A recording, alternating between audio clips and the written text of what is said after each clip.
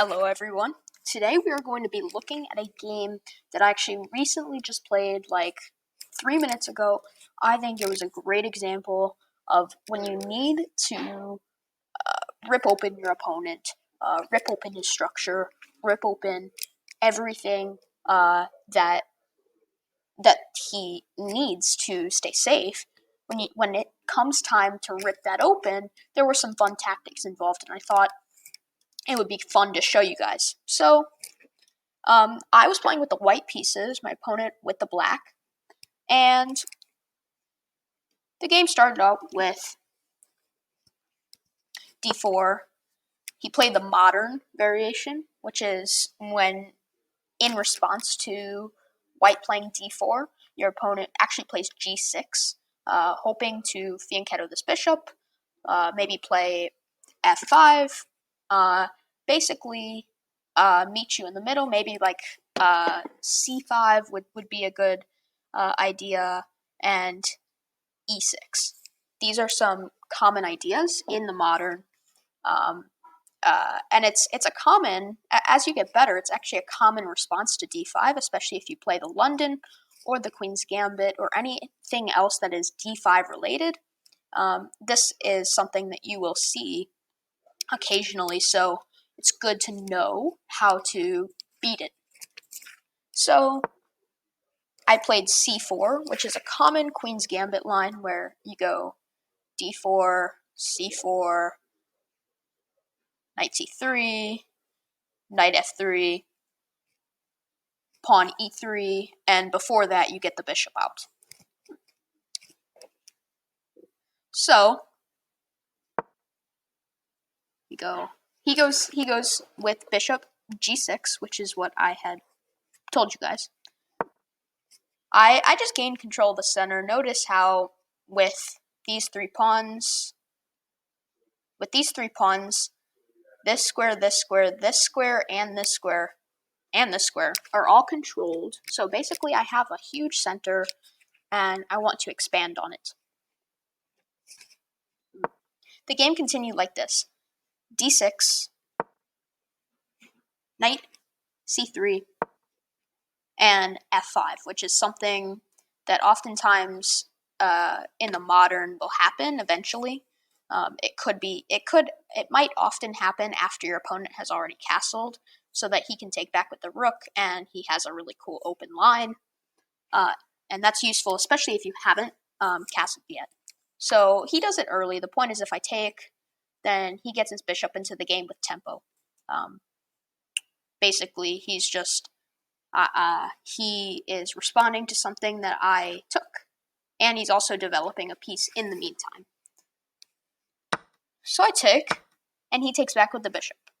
I still have a pretty big center. This square, this square, this square, and this square are all controlled, so I do have a pretty good center still. I just developed. Okay, and in this situation, here, I'll let you guys see the computer evaluation.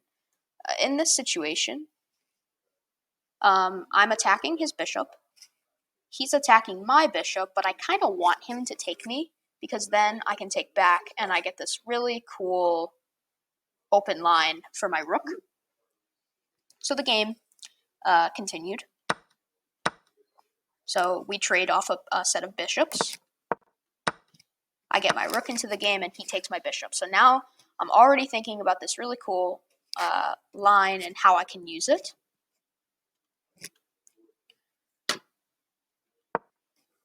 Okay, and he plays c6, maybe hoping to play d5 at some point. And notice how this e-pawn is still sort of at its starting square, so that means the queen is not a defender of this pawn. There was a really cool tactic that I found, and I wasn't sure if it was winning at the time, so I stopped and calculated it. And I said, let's go for it.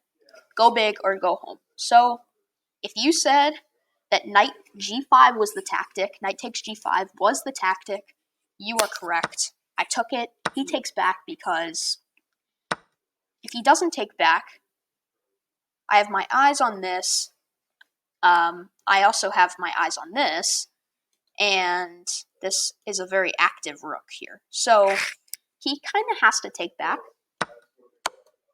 Obviously, we check on h7. I bring my knight into the game, and obviously we're threatening to take this pawn, so he defends it by pushing his e-pawn up. So now he's enacted this queen. However, this is a blunder. The reason why is because we have this really, really cool rook h6 that I actually didn't see at the beginning. However, the idea is that if I go rook h6, I have ideas of going queen g6 afterwards, and this knight is a really, really good knight, and it helps support much of my attack. So I just checked him. I didn't really see that tactic. It's still winning, as you can see by the computer evaluation. And so obviously we take that free pawn. So we have he blocked with the bishop. We also have this knight move here, or I mean rook move here. So the point is, we can go rook here. He blocks, I guess. He has to. We take. Oh no, that's not a computer evaluation. I didn't study this afterwards. The point is, after this, after rook here, mate in. If he goes king e8, then we actually have just mate in 2 because we can go queen g6 check. So the point is, we can check him here. He has to block, and then this is just checkmate. Another move after rook h7, if he blocks with the rook, then we can go queen takes f6. So this is really, really cool. The point is, he actually can't take this. It looks crazy, but he can't take because of this really, really cool pin.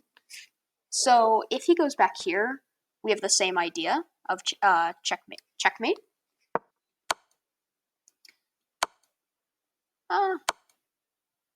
After we check him, if he goes, for example, king d7, it's mate in 3. The point is, we can take with the queen. After here, it's mate in 1 because we can just meet it with queen b7 checkmate. And if he blocks with the queen, it's not much better because in the end he still has to go to this lethal, but it's lethal for me, this c8 square, and we just have checkmate on the next move. Another variation of a checkmate could be queen c7. So it was a pretty long line. My favorite of that line was when we go, after he blocks, we go rook here.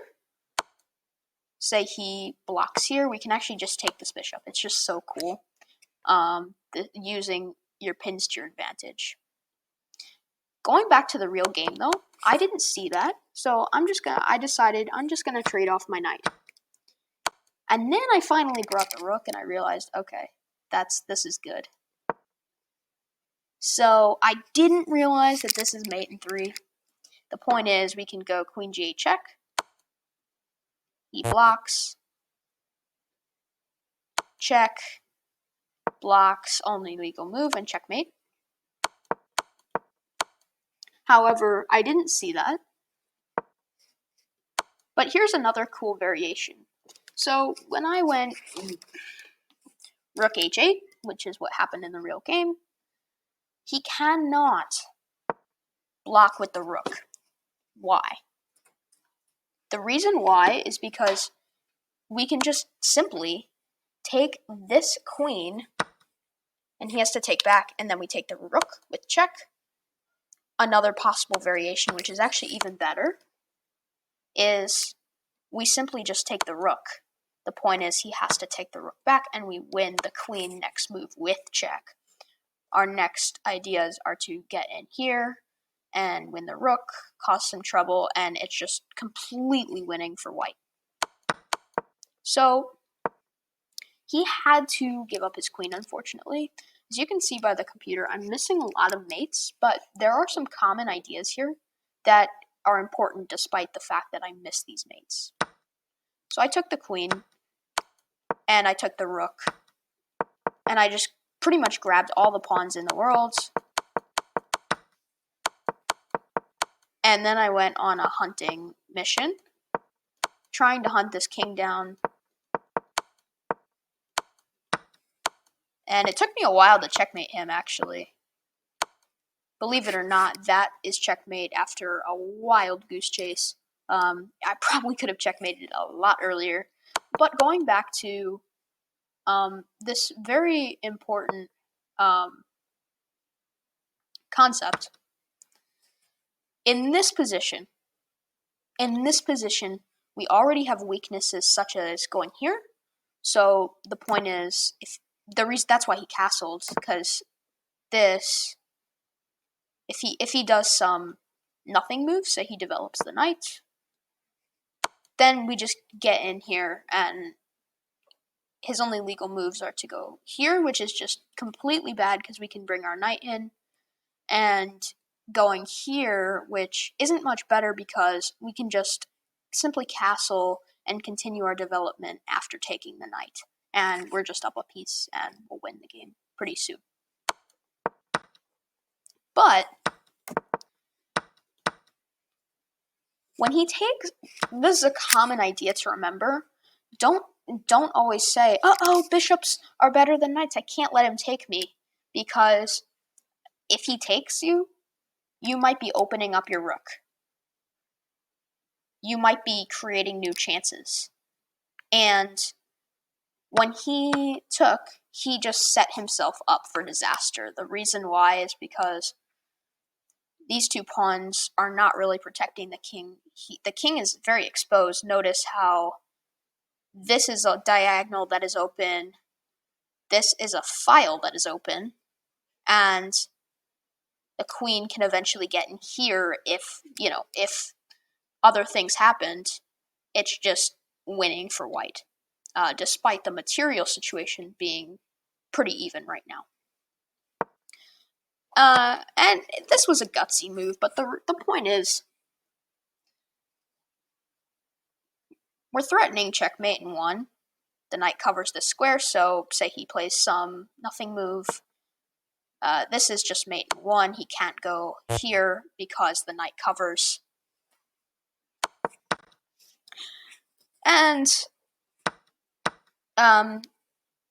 also another reason why he couldn't take back, if for some reason he stopped this checkmate. I don't know how he can. I don't really want to find out because it would probably take a long time if I wasn't going to use a computer. But we're also, first of all, we're threatening checkmate. But we're also hitting this, which is a really nice fork, and it's over for black. There's just nothing. So I took, and he takes back, and there's just he's dead meat after much of these moves.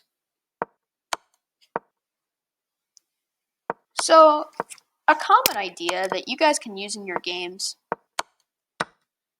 Sometimes people like to play it safe, which is why there are loads of chess personalities like playing really, really safe and going like e4, e5, knight f3, knight c6, like being really, really careful and being very, very solid.